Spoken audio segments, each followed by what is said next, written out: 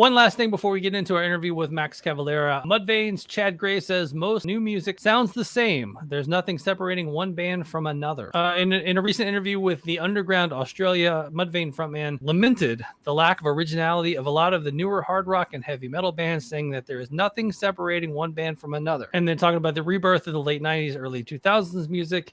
In the recent years, the presence of fresh new metal inspired artists. Chad just goes on to talk about how they all kind of just sound the same. So I don't know. I don't know if I agree with that. In fact, I don't.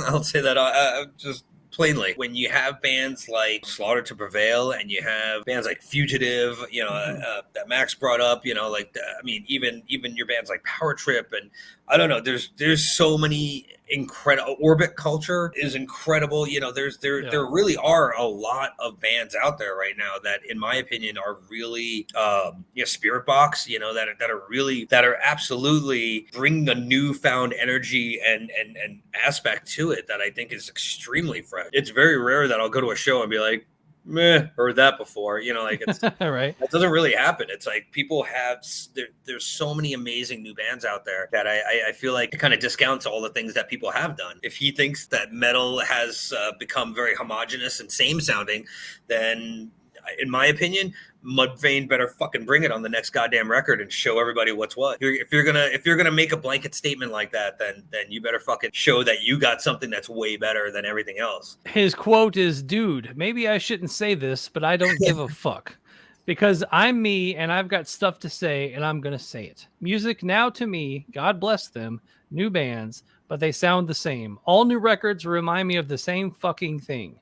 There's nothing separating it, one band from another. It's like one band kind of does something, 100 bands follow that band, then another band does something, and then 100 bands follow that band, and they all just sound like the same fucking band. I was on Ozfest 2001, so you had Slipknot, Manson, Papa Roach, Disturbed, Mudvayne, Drowning Pool, every fucking band, every band I just named, none of them sounded the same. None of them." And then he just goes on and on about, old man yelling at a cloud. But if you don't dive into the new music, if you just go, oh, this is a new band, because I will say that there's a lot of tones and a lot of recording practices and things like that do sound the same.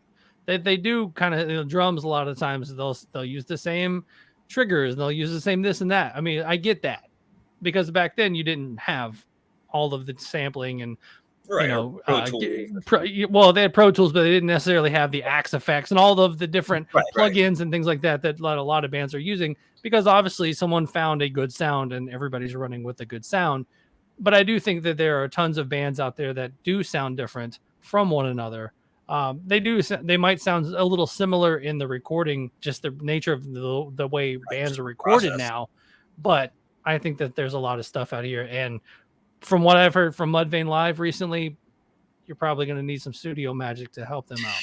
I can't argue that, dude. I saw them twice or three times in the last 2 years, and I definitely didn't feel the magic that I once felt when they opened for Slipknot in 2001 on Halloween in New York. They came out bullet holes in their head and fucking bloodstained. They sounded young and hungry. Maybe they think that bands don't sound young and hungry anymore, but in that regard, I 100% disagree.